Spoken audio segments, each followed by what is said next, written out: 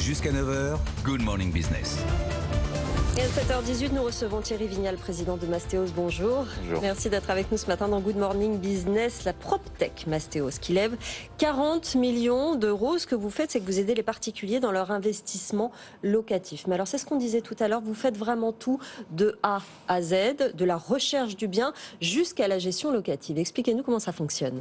C'est ça, on fait du conseil en investissement locatif. On essaye de rendre cette classe d'actifs qui est à la fois universelle mais aussi très complexe, un peu plus accessible pour les particuliers qui souhaitent exploiter leur capacité d'emprunt. Ouais. C'est quand même un actif où on fait travailler l'argent des autres, c'est la banque qui finance le bien et ce sont les locataires qui remboursent la banque. Donc c'est une manière d'épargner assez saine.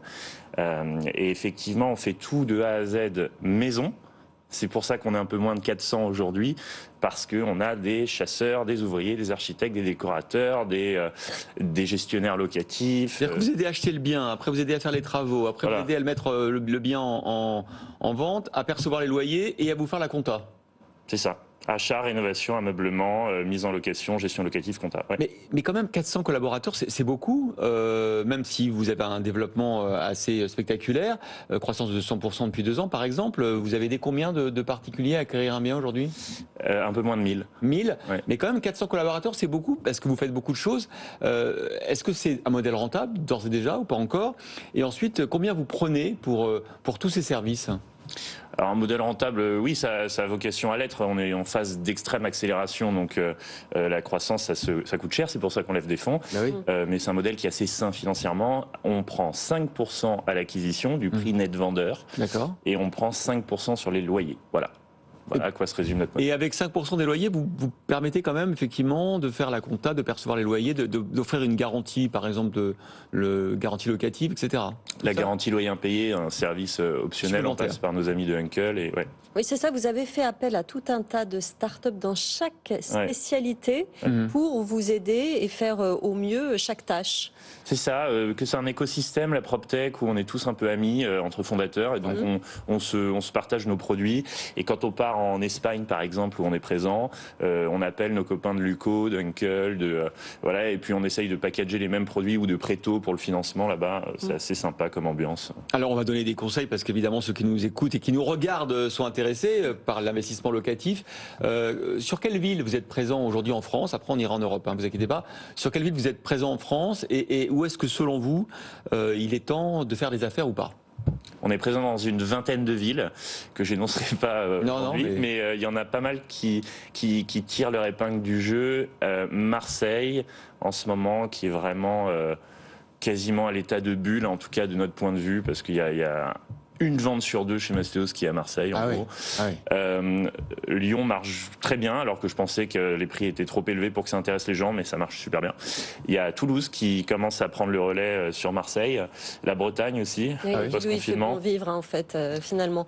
Oui, ce que j'ai remarqué, c'est que post-confinement, il y a eu une forme d'héliotropisme où les gens sont descendus, alors même que c'est un investissement financier et pas Il émotionnel. faut trouver des locataires surtout. Hein. Ouais. Il y en avait dans le Nord aussi, mais là, c'est vraiment redescendu sur le Sud. Ouais. Parce que les gens se projettent post-confinement. Je pense qu'il y a une certaine porosité entre l'investissement locatif et peut-être une future résidence secondaire. Donc ça devient un peu plus émotionnel et un peu moins financier. Mais justement, est-ce que vous faites uniquement de la gestion locative pour toute l'année ou est-ce que vous faites aussi des gestions locatives saisonnières ? On lance le saisonnier, justement. Vous allez lancer le saisonnier. Ouais. D'accord.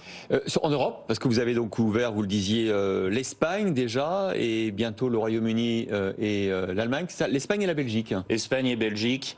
Belgique qui est un marché très sous-évalué, avec des belles rentas. Un peu moins exotique que l'Espagne, forcément. On a ouvert l'Espagne parce que suite à un gros sondage qu'on avait fait sur 1000 Français, c'était de très loin la destination préférée pour l'investissement locatif. Et donc on a ouvert Barcelone, Valencia et Madrid. Et quand je dis qu'on ouvre des villes, c'est vraiment une présence physique de terrain. Donc c'est-à-dire c'est des ouvertures lourdes. Justement. Parce qu'effectivement, on est présent localement, contrairement à d'autres acteurs. Et donc on va avoir des chasseurs sur place, des experts du bâtiment, des gestionnaires, à chaque fois qu'on ouvre une ville. Et ça veut dire CDI. Et ça veut dire qu'à chaque fois, lorsqu'on est investisseur chez Mastéos, on va pouvoir par visio, par exemple, faire un petit point avec l'architecte, suivre les travaux. C'est même par visite virtuelle. Donc, on a une centaine de caméras 3D que portent nos chasseurs sur leur dos toute la journée pour aller scanner les biens. Et sur votre smartphone, vous pouvez voir la visite virtuelle. Et ce qui fait qu'un client sur deux ne visite pas le bien dans lequel il investit parce que la visite virtuelle est suffisamment bien faite. Pareil pour les travaux ensuite Pour les travaux, il nous arrive de faire des scans 3D des chantiers pour voir l'état d'avancement sur les gros chantiers. Ouais. Sinon, effectivement, la visio marche aussi. Les clients viennent nous voir de temps en temps au bureau, à Marseille, à Bordeaux, à Lyon, à Paris, à Lille, on a des bureaux partout, ils peuvent nous voir physiquement, mais c'est assez dématérialisé et c'est tout l'objectif, c'est de digitaliser le process d'investissement. Vous vous occupez d'appartements qui, vous le dites, vont être dans la gestion locative.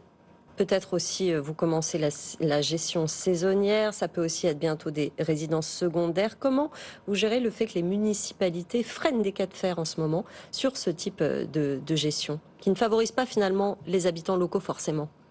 Alors le saisonnier, c'est quelque chose qu'on fait de manière assez anecdotique aujourd'hui sur des villes où c'est pas du tout interdit. Oui. Non, je pense qu'on a plutôt un rôle favorable dans les villes où on intervient. Nous, on a vraiment à cœur le sens du bien logé. On va essayer de maximiser les conditions de logement du locataire en mettant sur le marché des biens qui, d'un point de vue énergétique, sont performants et d'un point de vue des standards de logement, sont supérieurs à ce qu'on trouve sur le marché. Et nous, notre utilisateur final, c'est le locataire. Et c'est l'objet de tout notre focus. Donc, et on renouvelle les parcs anciens des villes. Donc ça va complètement dans le sens des municipalités. Plutôt dans le sens, ouais. Comment vous percevez aujourd'hui l'évolution du marché immobilier ? Est-ce que vous commencez à voir des... Alors, c'est parce qu'on, pour l'instant, les prix continuent d'augmenter, hein, notamment en province, plutôt stable à Paris. Les taux d'intérêt qui montent. Est-ce que vous avez des inquiétudes sur l'évolution à moyen terme du marché ? On rentre dans un nouveau paradigme économique, donc dans une phase d'incertitude. Il y a pas mal de mouvements contraires. Ce qu'il faut retenir, c'est que les taux ils sont amenés à doubler dans les 6 prochains mois. Ouais. Donc déjà, il y a une chose à faire, c'est se précipiter sur les taux actuels pour les sécuriser. Parce que les taux qui doublent, c'est 16% de plus de charges d'intérêt sur un investissement. L'attente coûte cher. Voilà. Après, il ne faut pas oublier qu'on emprunte à taux réel négatif, oui, c'est-à-dire que l'inflation est supérieure au taux nominal. Donc on s'enrichit sur sa dette. L'actif, il capte l'inflation à la hausse via la revalorisation des loyers et il se fait déflater côté dette en se faisant grignoter par l'inflation. Et les prix continuent à se maintenir, à monter un peu ? Oui, pour le moment, oui. Après, je n'ai pas de boule de cristal pour l'avenir et je suis biaisé, mais je pense que vous avez raison, vous faites prudent. C'est le bon moment en tout cas pour sécuriser les taux aujourd'hui. Bon. Très bien, merci beaucoup Thierry Vignal, président de Mastéos. Je rappelle que vous levez 40 millions d'euros, notamment pour recruter 300 personnes cette année. C'est énorme, presque un doublement de taille en moins d'un an. Merci d'avoir été notre invité. Tout de suite, le monde qui bouge.